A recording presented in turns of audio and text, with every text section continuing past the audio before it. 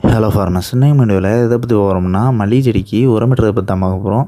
அதாவது நம்ம மல்லிகை செடிக்கு உரமிடுறதை பற்றின வீடியோ வந்து நம்ம ஏற்கனவே நிறைய பப்ளிஷ் பண்ணியிருந்திருக்கோம். ஆனால் இன்றைக்கி வீடியோவில் வந்து நம்ம உரமிடுறதை பற்றி மட்டும் பார்க்க போகிறது கிடையாது. அதாவது நம்மளோட மல்லிகை செடி வந்து சரியாக கவாத்து செஞ்சுக்கிட்டு 4 மாதம் தாண்டிடுச்சு.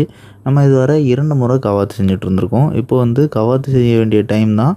ஆனால் இது வந்து ஃப்ளவரிங் சீசன், அதாவது பூ பூக்கக்கூடிய மாதங்கள் அப்படிங்கிறதுனால பூக்கள் வந்து அதிக அளவு பூத்துட்ருக்கு. அண்ட் அதே நேரத்தில் செடி வந்து சுற்றிலும் விரிவடைந்து காணப்படக்கூடிய சூழலில் நம்ம வந்து செடியை இன்னொரு கட்டு கட்டணும். ஸோ இந்த செடியை வந்து இன்னொரு கட்டு கட்டுற மூலயமா நம்ம வந்து தற்காலிகமாக கவாத்து செய்யக்கூடிய நாட்களை வந்து தாமதப்படுத்தலாம். அண்ட் அதே நேரத்தில் பெர்மனண்ட்டான பெனிஃபிட் அப்படின்னு பார்க்கும்போது நம்ம செடியை உயர்த்தி கட்டுற மூலயமா பூக்கள் அதிகமான அளவு பறிக்கும்போது நமக்கு வந்து சுலபமாக இருக்கும். ஸோ பெரும்பாலான பூக்கள் வந்து உச்சிக்கொப்புகளில் பூக்கக்கூடிய பூக்கள் வந்து நம்ம குனியாமலே நிமிர்ந்தே பறிச்சிக்கலாம். ஸோ இது வந்து ஒரு பெர்மனண்ட்டான பெனிஃபிட். ஸோ நம்ம இந்த வீடியோவில் ஸ்பெஷலைஸ்டாக இதை பற்றி பார்க்க போகிறோம் அப்படின்னா, நம்மளோட மல்லிகை செடியை வந்து இந்த மாதிரி கவாத்து செய்யக்கூடிய நாட்களை தாமதப்படுத்தும் போது மல்லிகை செடிக்கு கொடுக்கக்கூடிய உரத்தோட சத்துக்கள் வந்து கூடுதலாக தேவைப்படும். ஸோ எதனால் அப்படின்னா, பொதுவாக ஒரு செடியை கவாத்து செஞ்சுட்றோம் அப்படின்னா அப்போதைக்கு செடியில் இருக்கக்கூடிய பெரும்பாலான கொப்புகள் வந்து அப்புறப்படுத்தப்படுது. ஸோ அப்படி பார்க்கும்போது அப்புறப்படுத்தக்கூடிய அந்த டைமில் புதிதாக கொப்புகள் எல்லாம் துளிர்க்கிற வர அந்த செடிக்கு மண்ணில் அதிகமான அளவு வேர்கள் இருக்கும். அந்த வேர்களுக்கு போதிய கொப்புகள் இல்லாதனால ரொம்பவே அதீத வளர்ச்சியில் வளரும்.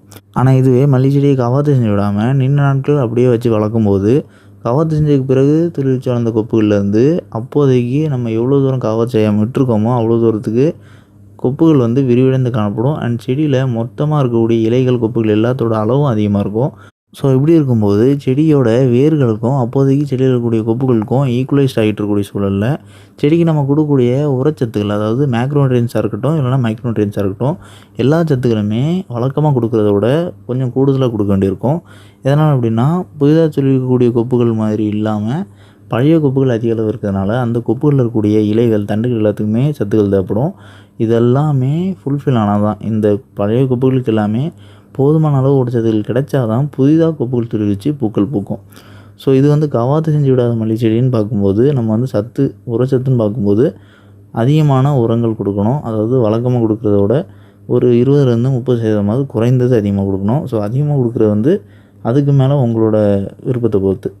ஸோ உங்களால் அதிகமான உரச்சத்து கொடுக்க முடியும்னா கொடுக்கலாம். நம்ம வந்து என்ன மாதிரியான உரங்கள் வைக்கிறோம் அப்படின்னா, ஆட்டு எரு, மேக்ரோநியூட்ரியன்ஸ், என்பிகேக்காக ஆட்டு எருவும், மைக்ரோநியூட்ரியன்ஸுக்காக வேப்பமண்ணாக்கும் பயன்படுத்துகிறோம். ஸோ இது வந்து நம்ம நிறைய வீடியோவில் ஏற்கனவே சொல்லியிருந்திருக்கோம். அண்ட் இந்த உரமிடுற முறை வந்து நம்மளோட ஃபீல்டில் அனுபவ பதிவாக தான் நம்ம நிறைய வீடியோஸ் பப்ளிஷ் பண்ணியிருந்திருக்கோம். ஆனால் இன்றைக்கி வந்து நம்ம அதே அனுபவ பதிவாக எதை பற்றி பார்க்க போகிறோம்னா, நம்ம இதுக்கு முன்னாடி மல்லிகை செடியை பற்றி இன்னொரு வீடியோ பப்ளிஷ் பண்ணியிருந்தோம். அதாவது மல்லிகையில் பச்சை மொட்டுகள், பூக்கள் வந்து பறிக்கக்கூடிய சூழலுக்கு ஏற்ற மாதிரி வெள்ளை நிறத்தில் வராமல் ஒரு ஆர்டிஃபிஷியலான ஃப்ளவர்ஸ் மாதிரி, அதாவது ஒரு செயற்கை மொட்டுகள் மாதிரி பச்சை மொட்டுகளாக தோற்றுவிக்கும். ஸோ அந்த மாதிரி பச்சை மொட்டுகள் வர்றது வந்து நம்ம அறுவடை செய்ய முடியாது. ஸோ அதை வந்து நம்ம அகற்ற தான் வேண்டியிருக்கும். அதாவது செடியில் அப்போதைக்கு வரக்கூடிய பச்சை மொட்டுகளை. ஸோ இது வந்து எந்த மாதிரியான காரணத்தால் ஏற்படும் அப்படிங்கிறத பற்றியும் அதை சரி செய்கிறதுக்கான தீர்வுகளை பற்றி நம்ம ஏற்கனவே ஒரு வீடியோ பப்ளிஷ் பண்ணியிருந்திருக்கோம். ஸோ அந்த வீடியோட லிங்க் வந்து டிஸ்கிரிப்ஷன் கொடுக்குறோம். ஸோ பார்க்கணும், நீங்களும் போய் பாருங்கள். ஆனால் நம்மளோட ஃபீல்டில் வந்து ஒரு 100க்கு 1 செடி அப்படிங்கிற அளவில் தான் அந்த பச்சை மொட்டு வந்து ஏற்பட்டிருந்து. ஸோ அது எதனால் ஏற்பட்டிருந்து அப்படிங்கிறதையும் நம்ம வந்து அந்த வீடியோவில் சொல்லியிருந்திருப்போம். அதாவது நம்ம வந்து உயிரி ஊக்கி இசபியான் போன்ற பயோஸ்டிமுலன்ட் பயன்படுத்தினால அதிகமான கொப்புகள் தோற்றுவிச்சு வளர்ந்ததுனால போதுமான ஊட்டச்சத்து, அதுவும் ஸ்பெசிஃபிக்காக ஒரு சில மைக்ரோநியூட்ரியன்ட் டெஃபிஷியன்சி ஏற்பட்டதுனால ஓரிரு செடிகளில் பச்சை மொட்டுகள் ஏற்பட்டிருந்து. ஸோ இது வந்து நம்ம பயோஸ்டிமுலன்ட் பயன்படுத்தினாலே நாளடைவில் க்யூர் ஆயிரும். ஆனால் இதுவே ஒரு சில மல்லிகை ஃபீல்டெல்லாம் அதிகமான பச்சை மொட்டுகள் தோற்றுவிக்கும். ஸோ இதுக்கெல்லாமும் ஸ்பெசிஃபிக்காக காரணம்னு பார்க்கும்போது காமனாகவே மைக்ரோநியூட்ரியன்ட் டெஃபிஷியன்சியாக தான் இருக்கும்.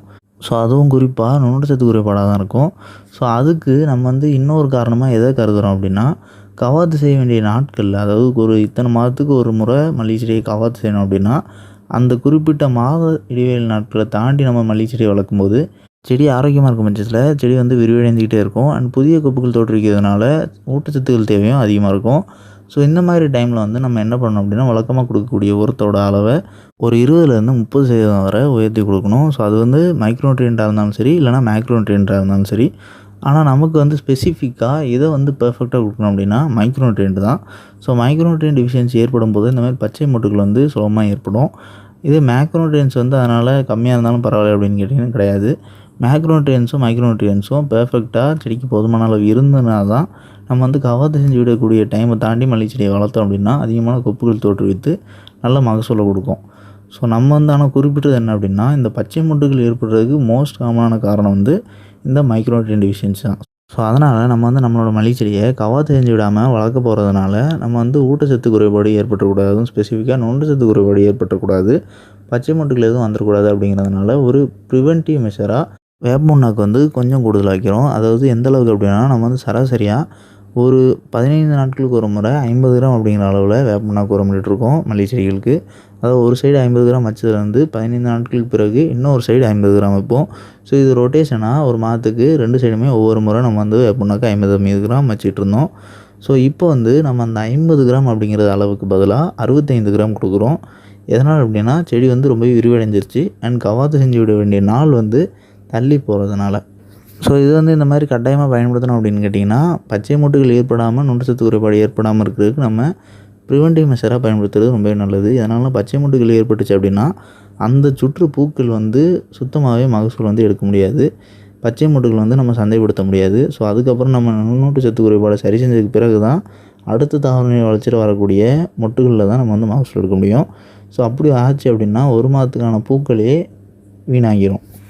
ஸோ இந்த மாதிரி நடக்கிறது வந்து பெரும்பாலும் கெமிக்கல் ஃபெர்டிலைசர்ஸ் பயன்படுத்தக்கூடிய ஃபீல்டில் தான் நடக்கும். ஸோ எதனால் அப்படின்னா, மண்ணில் வந்து அதிகமான செயற்கை உரங்கள் பயன்படுத்தக்கூடிய நிலங்களில் இயற்கை நுண்ணுயிரிகள் எல்லாம் அழிஞ்சிருக்கும். அண்ட் அதே நேரத்தில் ஆர்கானிக் மேட்டருமே பெரும்பாலும் இருக்காது, ரொம்பவே குறைந்து இருந்திருக்கும். ஸோ அந்த மாதிரி மண்ணில் வந்து ஊட்டச்சத்துக்கள் உற்பத்தி பெருமளவு குறைஞ்சிருக்கிறதுனால செடிக்கு தேவைப்படக்கூடிய ஊட்டச்சத்துக்கள் வந்து சரிவர கிடைக்காது.